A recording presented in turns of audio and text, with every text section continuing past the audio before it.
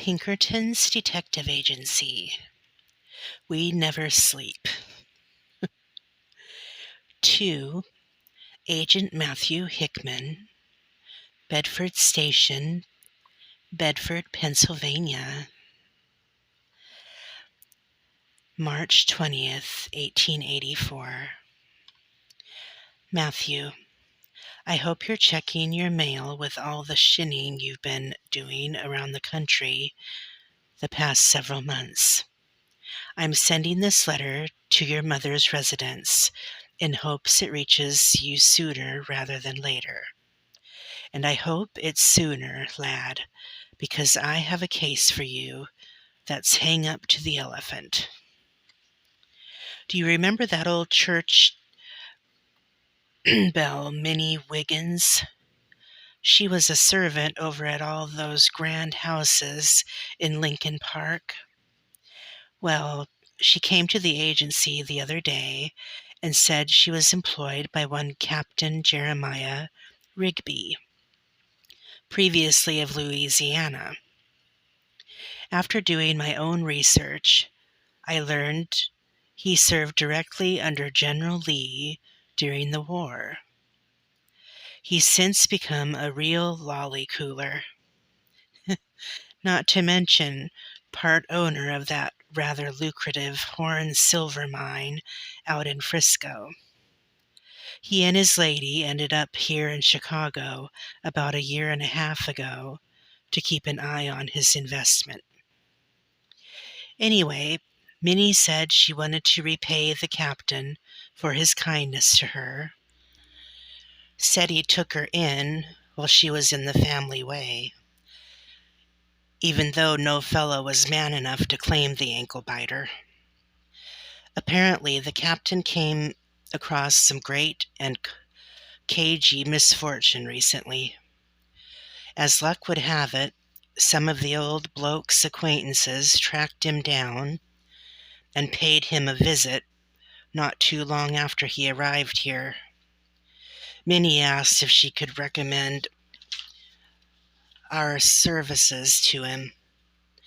I assured her we'd do our best to help any client who crossed the Pinkerton threshold. Well, the captain came around the agency last Friday. For an old war hero, he sure looked like he'd had a real curl-off.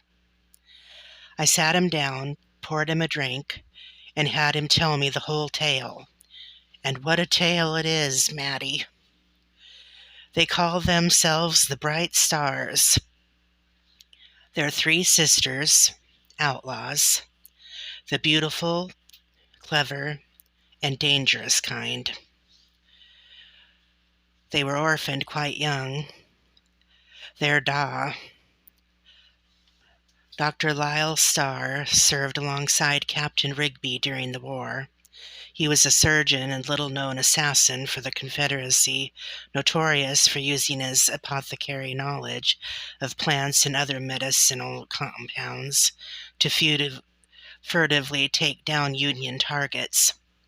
In fact, they suspect he might have been the one behind all the pie poisoning in Kentucky. Needless to say, Starr was a real bad egg and was killed just after the Battle of Autistan. Mrs. Starr expired during the New Orleans yellow fever epidemic in '68. As her dying wish, she left her husband's friend, Captain Rigby, with the charge of personally delivering the Starrs' 3 daughters to their father's sister in California. Their mother wanted to keep them from being placed in a Union orphanage. Well, the captain said he did just that, and that was the end of the story. He never heard from them again until a few months ago. That is, turns out the Starr sisters decided to pay the old captain a visit. They came looking for work at his Chicago mansion. Rigby didn't recognize them, of course, because they were only small girls when he left them with their aunt.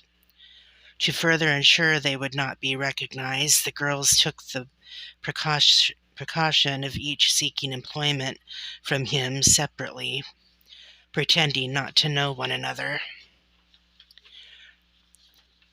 Apparently, our Captain Rigby has a soft spot for a pretty lass because he hired all three within days of each other. One sister, Azalea, he hired as a personal maid for his wife. Another, Jessamine, has as a seamstress for his two teenage daughters. And the third, Belladonna, the oldest and most striking of the three, as a cook for their entire household. A fortnight ago, this Friday, after the stars had been working for Captain Rigby for a few months, they executed a plan that must have been a while in the making. They waited until after dinner when the old gent took his lady and daughters out walking along the river. That's when they struck. Belladonna, no doubt using one of her father's old war recipes, cooked up some sort of a glumgullion and fed it to the to the rest of the household, while Jessamine and Azalea broke into the captain's secret safe and stole something monstrously precious to him. Then the three of them absequatulately themselves from town. When the captain and his lady returned to their mansion later that evening, the bright stars were gone. His secret safe was empty, and the rest of his household staff was dead. That's right, Mattie, dead. It appears Belladonna's concoction poisoned every last one of them. After sending out his own trackers, Captain Rigby was able to ascertain that the sisters are heading south to the Mexican border. However, they're taking great care to only travel through the less populated territories to get there, which is why Rigby came to me with the intention of hiring our very best agent for the case. He's prepared to pay handsomely for the Star Sisters' capture and return to Chicago. Rigby wouldn't give specifics about what the sisters stole from him. However, he suspects they're heading straight for Frisco, so I imagine whatever they've stolen has something to do with Horn's silver mine. I told him you were the bloke for the job, Mattie. No one has the field of expertise you do. No one knows the territories like you, and I have never seen anyone track with as much accuracy. So here is my proposition for you. Take this case, and I will personally see to it that my brother terminates the last of your debt to my father. As soon as you're successfully returned the Star Sisters to Chicago, the reward money is yours, and the captain's commission will more than cover anything you and I owe Da. Now, before you consider refusing this case, as you have the last 7, I know Izzy's death was a Kergloff for you. We were all devastated by the loss of such a promising agent, not to mention the betrayal that caused it all. I know you were closest to her, but Mattie, you and I both know she wouldn't want you letting a trio as bad as the Stars get away with mass murder. You have had plenty of time off, lad. Don't you think you should get back in the saddle and do what you do best? When it's all over, you can take the reward money and finally start living that good life you've been telling me about all these years. So now that I have peppered you with enough niceties, wire your acceptance as soon as you read this, and then hightail it back to Chicago. There's really no time to waste. Yours, Bill. Bill Pinkerton, Pinkerton Detective Agency, 94 Washington Street, Kendall Block 3, Chicago, Illinois. Pinkerton's National Detective Agency. We never sleep.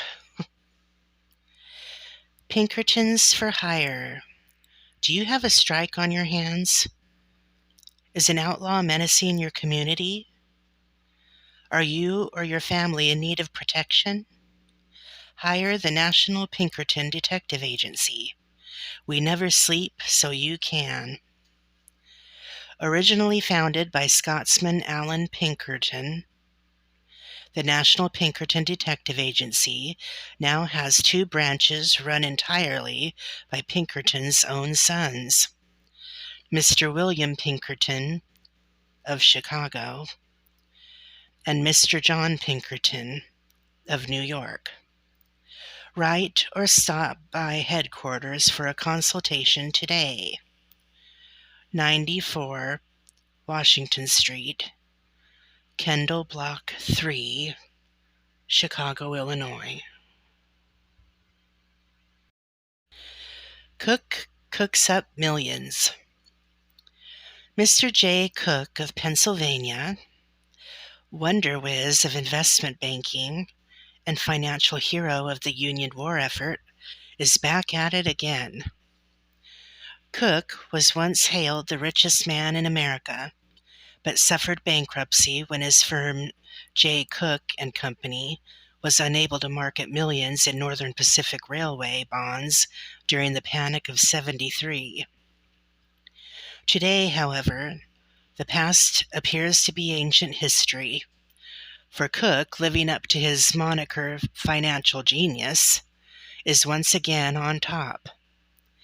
After a risky venture in the famous Horn silver mine, the then penniless Cook convinced a combination of mine owners, such as Confederate Captain Jeremiah Rigby, lately of Chicago, Wall Street investors such as Jay Gould, and the Mormons, of all people, to provide the capital need to back the venture.